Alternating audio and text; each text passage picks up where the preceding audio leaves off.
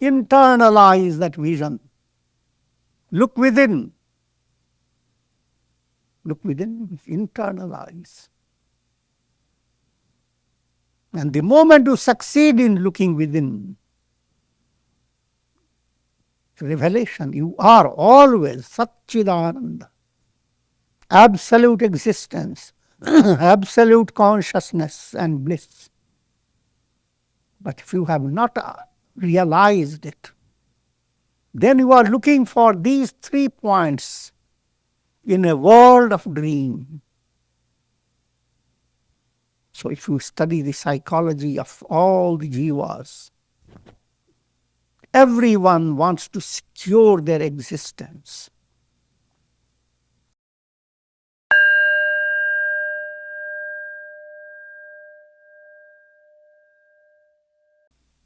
Om Vasudeva Sutam Devam Kansachanuramardhanam Devaki Paramanandam Krishnam Vande Jagadgurum. Om. Adorations to Lord Krishna, the preceptor of the universe, destroyer of the forces of darkness, and bestower of immortality. Srimad Bhagavad Gita, in chapter 5, entitled Karma Sannyāsa Yoga, insight is being given into performance of karma, action, leading to attainment of sannyasa, to be free of all karmas.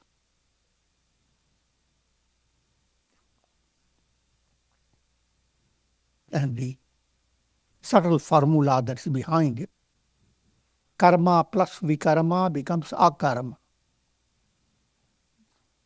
Karma you are always doing, you have no choice. Choice, even if you feel that you have stopped all your actions, you are sitting at home, completely doing nothing. But watch yourself. You are breathing, you are opening, closing and opening your eyes. When mosquitoes buzz in your nose, you drive. But that's not all. Each time your mind is curious what's going on, you tell yourself, I'm not going to do any karma. So you're constantly controlling yourself. It's like a rider on a horse. There are 2 possibilities. He's riding the horse. He's doing karma. But there is time when he's not riding, holding the horse just tight in one place. Now it appears he's not doing any karma. But every moment he's looking at his horse, pinching the horse. The moment the horse tries to move, horse is getting bored. He's getting tired. Imagine all the karma goes down. So the only solution is how to do your karma actions with the spirit of karma yoga.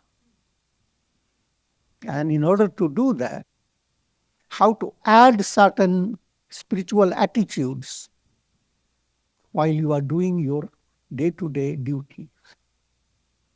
Those are called vikarmas. Vikarmas range from simple pranayam, early in the morning, harmonize your pranas. Then start doing your duties. You'll be doing much better.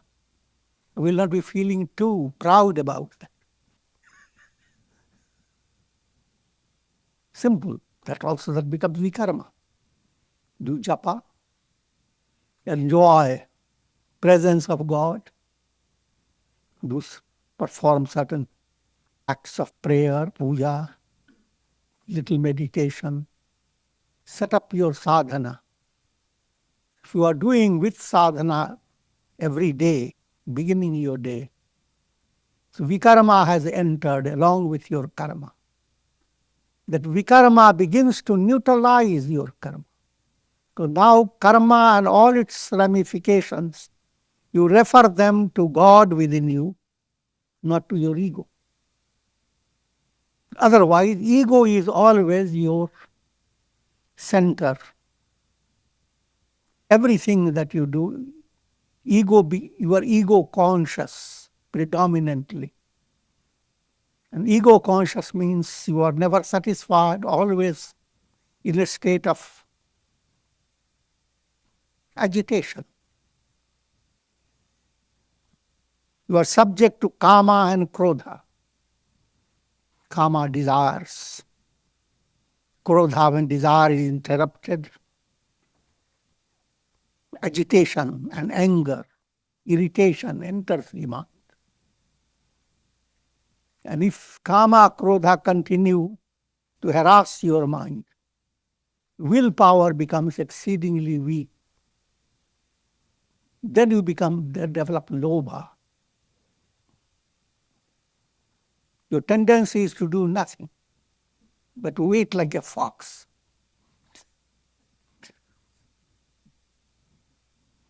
Crow has brought little meat.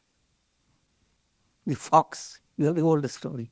Fox starts telling the crow, how wonderful you look upon the tree. Sun is shining on your neck. So beautiful. How wonderful will be your voice. The crow becomes so excited to hear the first twitter.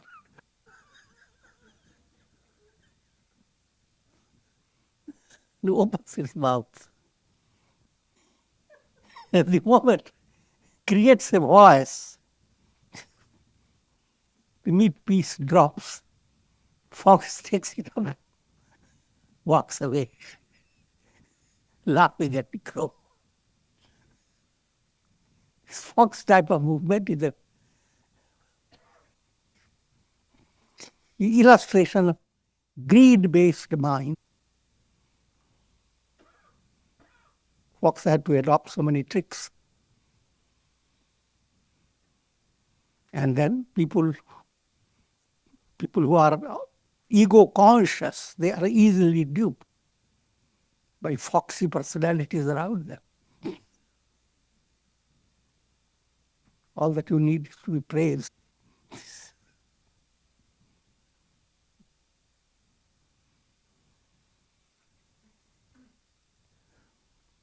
Kāma, krodha and lobha.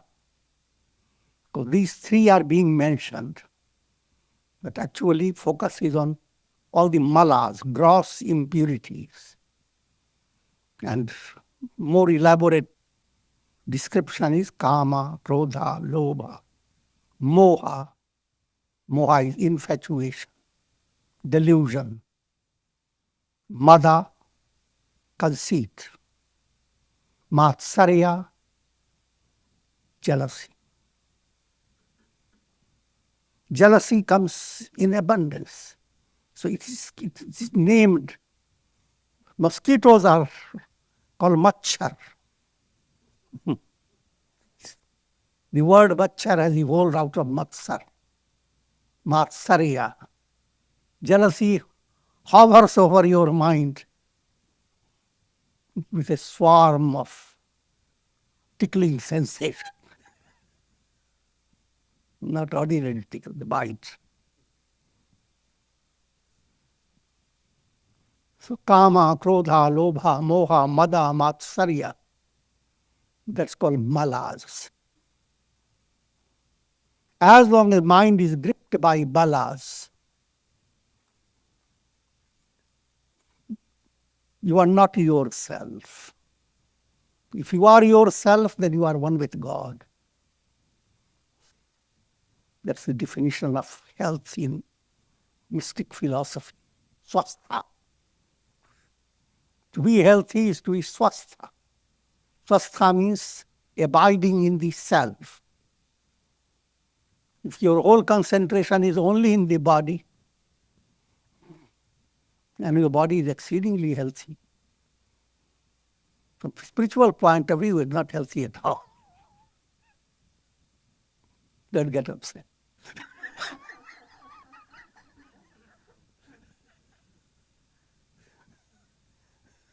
Because that body will undergo changes no matter how healthy you are. It is transient. So if you are living with your body and there is no other dimension of your life, you are exceedingly unhealthy. Likewise, if you are living in your sense of vitality, prana, how much energy, how much you can run, how much you can bounce, how can you climb, ascend a height, all that is an expression of great health and vigor. But that is not you. Pranic layer is not you. You are somewhere other than yourself. Likewise, if you are abiding in the realm of mind and senses, living a life of eat, drink, be merry, so always your mind and senses are being tickled by the world. That's also you, that's not you.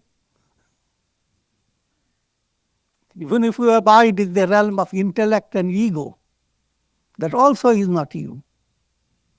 Because when you enter into deep sleep, even intellect and ego are transcended.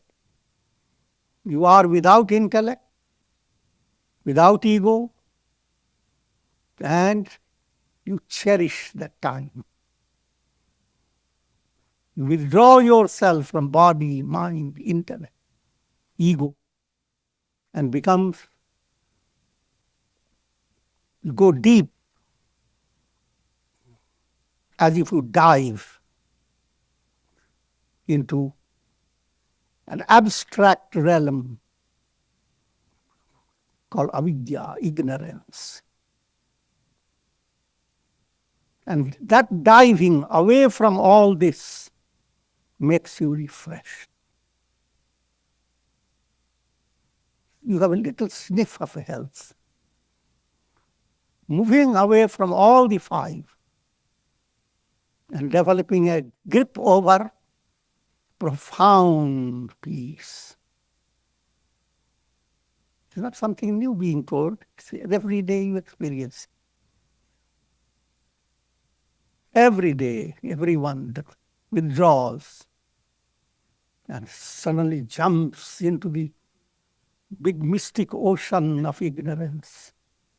Dive so deep, nothing seems to be for you to be aware of. Time, space, causation, all move away.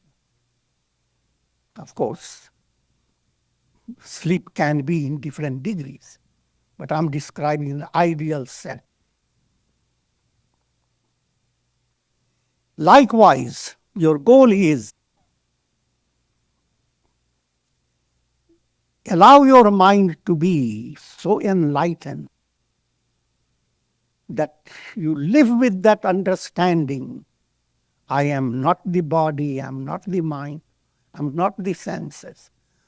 That understanding in the beginning is a process of sadhana. Each time you are meditating, turning to God, what you are doing, you are trying to withdraw, just like what you did in sleep. It all happens spontaneously. In sadhana, as you succeed, this also happens spontaneously. The moment you sit, you are withdrawn from your body. Pranas relax. Senses are withdrawn. Mind becomes calm. Ego hides under the table.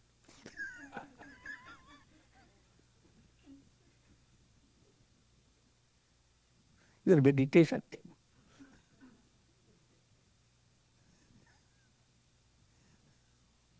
Now you are diving into the self, the real self, not ignorance. And in that dive is most powerful. There you get the elixir of eternal health. eternal health is to realize I am that. I am absolute self, not the body, not the mind, not the intellect. A perfect realization. If that realization has become your inner reality, you have attained the goal of life. You have become truly healthy. If you have not, then you need the hospital, the world process. You kick one bucket, you enter into another. You move from one embodiment to another. And all these are big tumors. One tumor is removed, another set of tumors starts.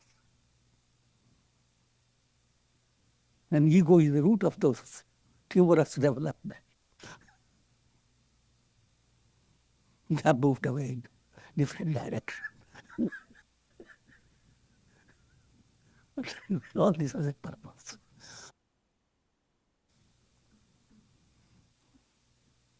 So, if you were to learn the art of diving into God within you, the real self within you, that becomes the most inspiring development. That's when you are enjoying your sadhana, your Godward movement. Until you dive so deep, you never come out of it. That means you have become enlightened. The enlightened state, a constant awareness, I am that. Like the sun in itself knows it is all effulgent. At the same time, the sun watches the rainbow. It's allegorical. Rainbows, sun watches the reflected images and all things that go on. Who is watching? The sun. If the sun were to lose its identity and becomes identified with anything, any reflection, imagine the terrible predicament. As sun, absolutely free. You are the only one. As a reflected sun, you are with frogs. You are dependent on the muddy water. You have countless factors that distort your mind and agitate you. So from that state of experience, of being a reflected self, to the state of revelation, I am the sun, that's sadhana. That's your goal, that's your destiny. And it should be done even within your lifetime. You should not develop the idea that there is no rush. I have so many things to do. I have to at least visit so many places before I die.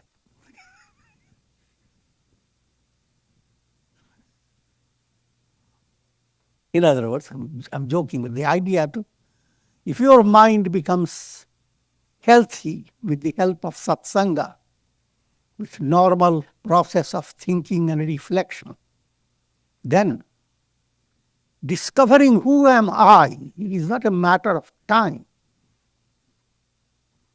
If your eyes are blurred, you don't say, oh, it is blurred today, I will take care of it 3 months later.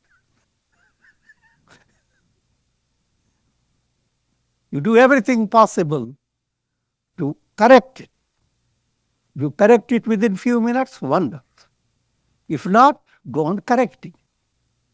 Without using the term time, that it will take so many months, etc. And I will stay blurred, it doesn't matter.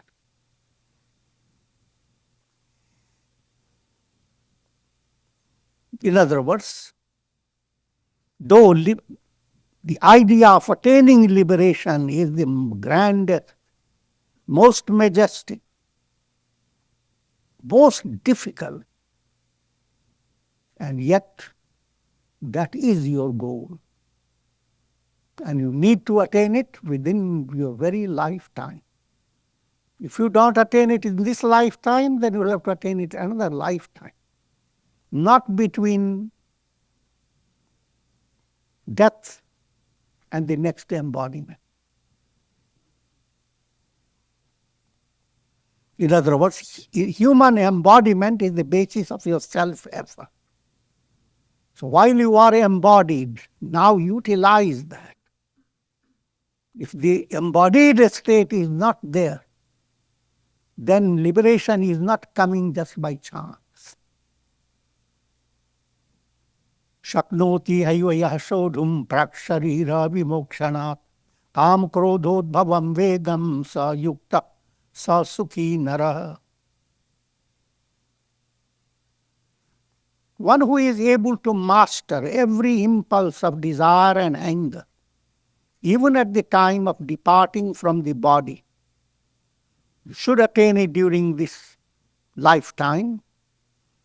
And even if you succeed doing it just at the last moment, when you are about to depart from your body, you hit the target. And your attainment is perfect. It doesn't matter which moment you realize. During your lifetime, when you are 12-year-old, 13-year-old, or you attain real liberation when you are 32 years old, or you attain liberation when you are 60-year-old, or you attain liberation when you are 8, then you attain liberation at 90-year-old, 100-year-old, 105.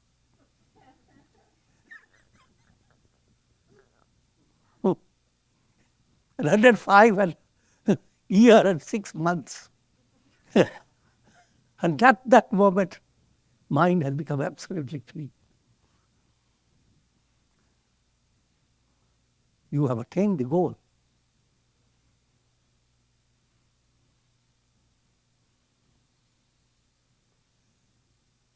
And throughout this, the focus must be to overcome the impulse of desire and anger. As I already told you, all the malas, gross impurities. But don't go after all the malas. If we just focus on desire, why does desire arise? Why do people become impatient? When the desire was not surging in your mind, you were quite quiet. But suddenly a desire entered with intensity. Now every moment you have asked someone, bring me the tea. Desire has entered. Now every minute you are counting.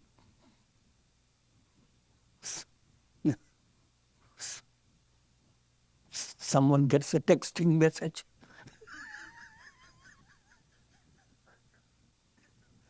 Forgets to give you your.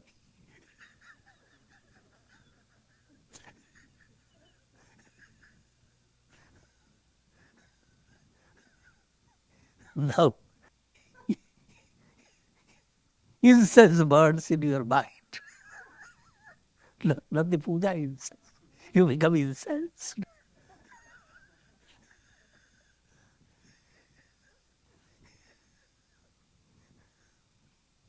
And the person comes with a cup of tea. All you do is slap the cup, slap the person. I'm giving you a very gross illustration. Because the gross illustration is easy to understand. That's exactly what anger does in your life. God's world moves on softly, graciously. Look at how these flowers have blossomed with tremendous grace and patience. While blossoming, they didn't become agitated. They didn't curse.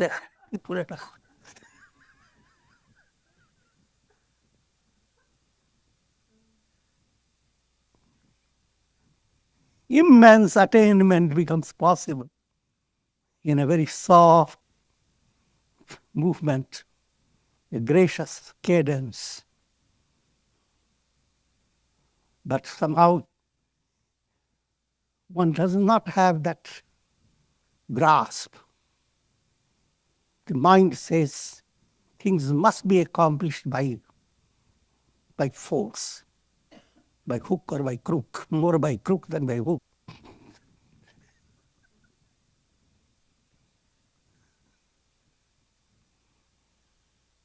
Therefore, sadhana, the mind has to go after how can you live your life with integral yoga so that unnecessary wastage of mental energy can be stopped.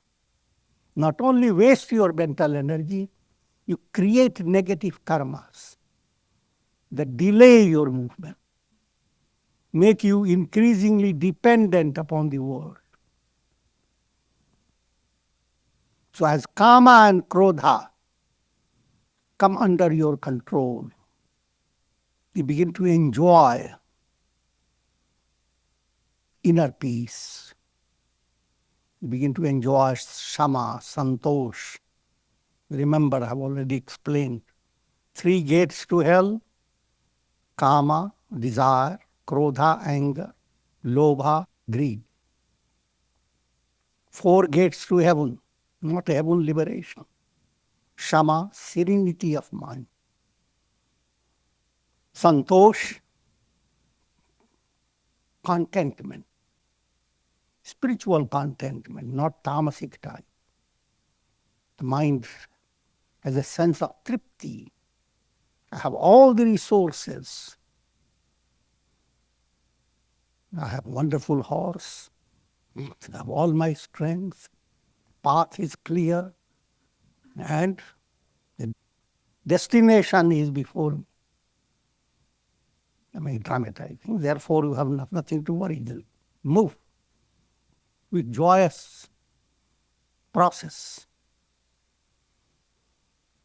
So, shama, santosh, satsanga, good association. Good association, of course, I have been talking about for a long time. And vichar. 4th vichar is reflection, inquiry. Who am I? So as Kāma and krodha diminish, these 4 great qualities begin to develop in you. They are as if the gatekeepers of liberation.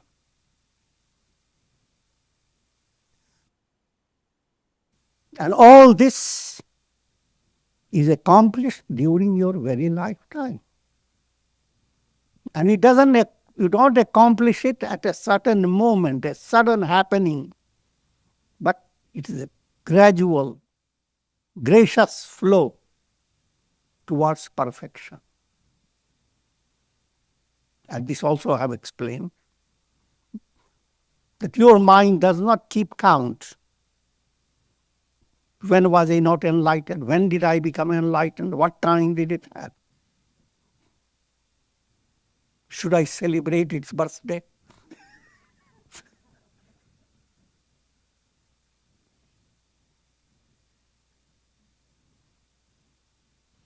Ego continues to be humble.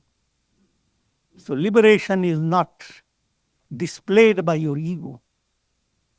It's displayed by your whole personality.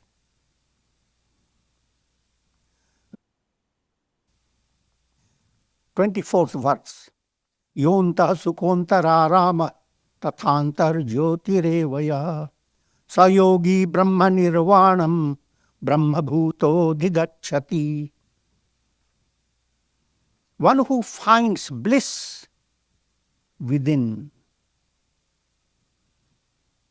Each time my hand goes like that, but that's only allegoric.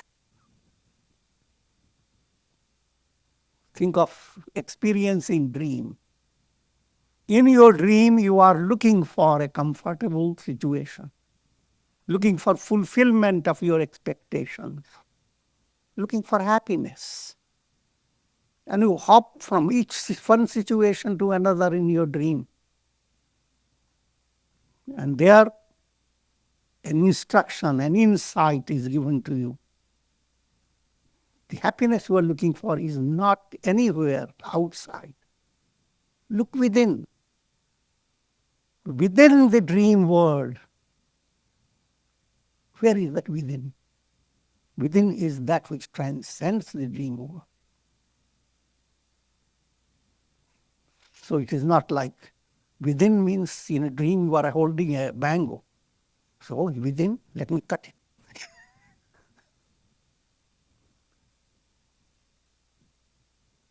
Then again, whenever people hear God is within, human mind thinks so. When you go to within and within, you come to nucleus. Cut it again. So ultimately, you will get it to the God particle. That type of thinking is perfectly okay. But the idea to understand, you don't have to do anything abrupt to get to the core of things. It's a matter of understanding. As your mind becomes clear, you go to the core of all things through your understanding. The world is there, but you recognize it is made out of the fabric of Satcitānanda. Existence, knowledge, bliss, absolute. The world is there, but you realize every plane of experience is possible because of your consciousness. Just like everything that shines on this earth, countless things, rainbows, shimmering waters, and many. But all this has emanated from the sun. Sun is the reality behind all sunshine. Behind all your experiences, joyous, sorrowful, experiences at the plane of intellect, at the plane of mind, at the plane of senses, all experiences that go to weave the web of long dream of the world process. Behind all that, within all that, is nothing but the sun. So just as we may say, within every reflected sun there is the sun. Within every sunshine there is the sun. So that's the way within term has been used. One who finds bliss within. And within implies allowing your mind to go to the core of your existence by transcending even the ego. Bliss is within and finds the light of wisdom within. As you transcend physical, subtle, causal planes, you are coming closer and closer to the light of lights. From a simple point of view, your understanding, your wisdom advances. And the highest wisdom is intuitional wisdom. Revelation, I am, not the body, not the mind. I am Brahman. Not only I am Brahman, but all that I experience through the mind, senses, intellect, the entire world is nothing but Brahman. That's that light that enables you to discover the entire universe as Brahman. That light is within you. Again, within, not somewhere within your body. Such a yogi becomes Brahman. So as you tear the veil of illusion that creates the illusion of something outside of you, that externalizes your vision, if you remove that illusion by leading your mind to that mantra within, not out. And within movement is a movement of transcendence. You realize what you have been looking for in this external movement. You have been looking for Satcitānanda, looking for stability, unending stability, Sat. You have been looking for light, boundless illumination, absolute knowledge. Looking for Ananda, bliss, absolute joy. All that you have been looking for in this world, that is externalized vision. Internalize that vision. Look within. Look within, internalize. And the moment you succeed in looking within, revelation, you are always Satcitānanda, absolute existence, absolute consciousness and bliss. But if you have not realized it, then you are looking for these 3 points in a world of dream. So if you study the psychology of all the jivas, everyone wants to secure their existence. Not even a rabbit wants to die. Everyone wants to live. That's because you are Sat. You cannot imagine an end of your existence.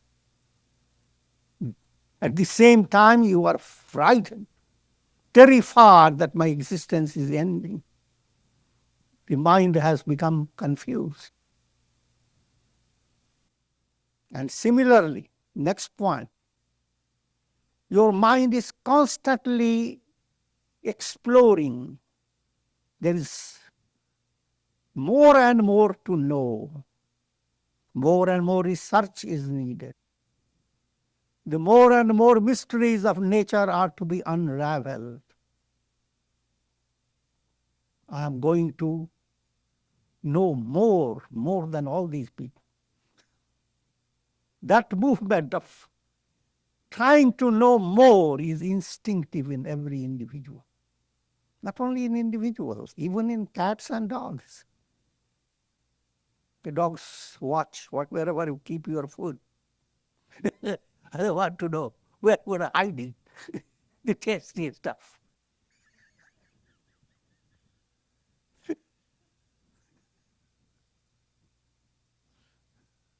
Likewise, every human being, day by day, wants to know more and more and more. But suppose you are dreaming, and in your dream you have this idea, I want to know every tree in my garden.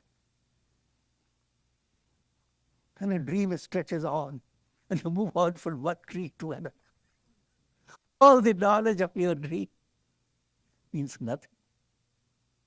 Wake up, all that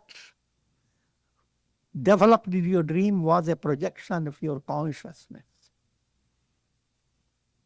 Likewise, when you know yourself, your consciousness, your essential nature, you have attained infinite knowledge. But as long as you are led by the illusion that I have to find knowledge through the world, that will have no end. What is considered today great knowledge, great research, 10 years later, 50 years later, people will look back and say how foolish those people were. Certain things were so clear and they couldn't understand it.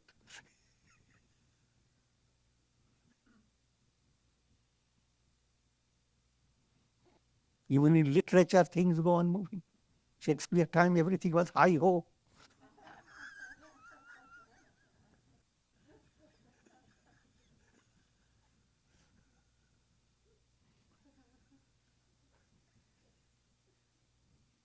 finding bliss within. That has to settle in your mind. You are not dependent on the world. World is not taking your happiness away. The world doesn't put you in misery. You have created your illusions, created your karmic bondage. You are responsible. Led by the karmic process, your mind is looking for happiness, looking for being aram, antararama. The word has been used.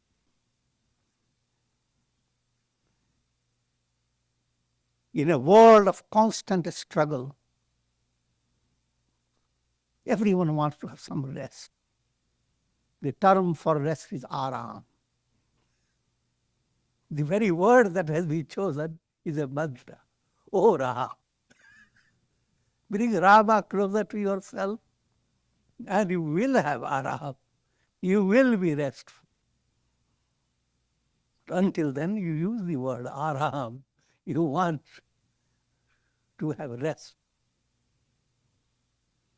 But once you have received that rest, antar aram, rest by transcending this externalized world. As long as you are trying to rest in a dream world, that rest will not be real. Wake up. Even though in your dream you have found wonderful palace and your bed is very advanced, progressive. It knows your psychology. Sings a lullaby. Puts you to sleep. Yet, the dream sleep is not rest.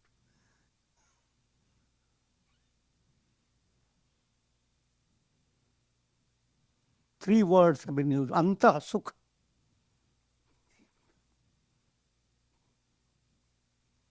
Intrinsic joy, internalized joy. Antar aram, internalized rest. Antar jyoti, internalized light. Light is wisdom. Jyoti, aram, sukh, light, rest, joy. All these are the deep-rooted reality of every individual. You are the embodiment of all these. You are Satcitānanda. And therefore, if you are looking for this experience in the world of mind, intellect, senses, that world is externalized world. In the externalized state, you will not find fulfillment of this quest. But as your mind moves away from the world of multiplicity, through enlightenment, through understanding, all this is Brahman. All this is an illusion, like dream. The reality behind all this is I am. And that movement leads you to the absolute realization, where you don't get anything, just you become aware that I have been always Brahman. Just like a costly necklace on your neck, and suddenly you lost your mental clarity and developed the illusion that you bought the most costly thing in the market. Where it is? Not in your hands, not in your box or whatever. But you don't have the eyes in your neck.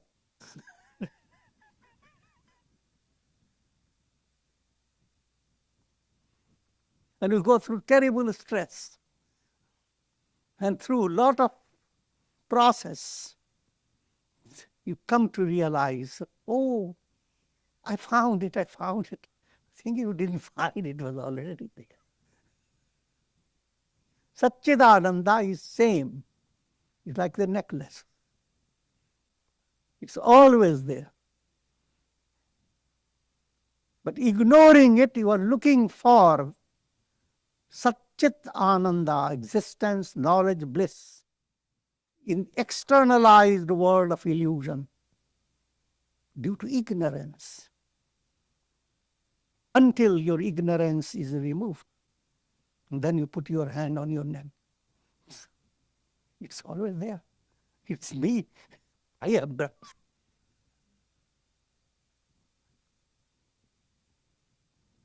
That to understand is not as easy as I'm explaining. But the idea can be conveyed only through these points.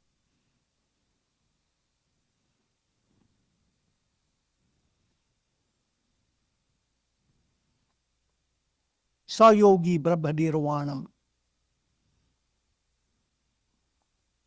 Once you have realized I am not the body, mind, etc., I am Satcitānanda,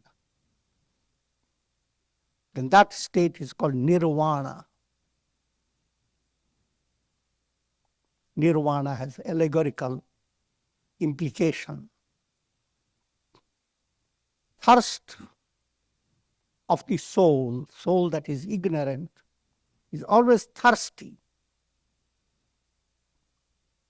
The thirst is like a flame that goes on burning. Just like in a lamp, a flame goes on burning. Craving or trishna goes on burning in every individual, from life to life. But when you attain liberation, it has been blown out. Puff yourself through the flame, and flame gets extinguished. Extinguishing the flame of craving, that's called nirvana. In normal day-to-day life in India, people who are literary, they talk about extinction of a lamp that was burning and suddenly it has gone out. It's called nirvana. Nirvana ho gaya uska. But nirvana word gives you an idea of extinction. Vedanta supplements it. Brahma nirvana. Extinction of the world that creates all the problems. Extinction of dream, but joy of awakening. The whole world that has been a source of misery, that world is negated, absolute. But you are led to absolute joy, not emptiness. This world is called thing. Buddha called it nothing. Nirvana is a definition of nirvana. All things move away. People become upset. All things move away means there is absolute void. And that's how they have translated nirvana as void. But Gita corrects it. It's not void, it's Brahman. Things that seem to fill your heart, they are the void, because they don't mean anything. In your dream, your pocket is filled with money. That's the real feeling. When you realize all this is nothing, and wake up, that awakened state is not empty, it's really full. Brahma bhuto dhigacchati. You attain nirvana, you attain Brahman. So I have taken all my time in one verse. With this, conclude Om Shanti. Om Purnamadaha Purnamidam Purnat Purnamudachyate Purnasya Purnamadaya Purnamevavashishyate Om Shanti Shanti Shanti.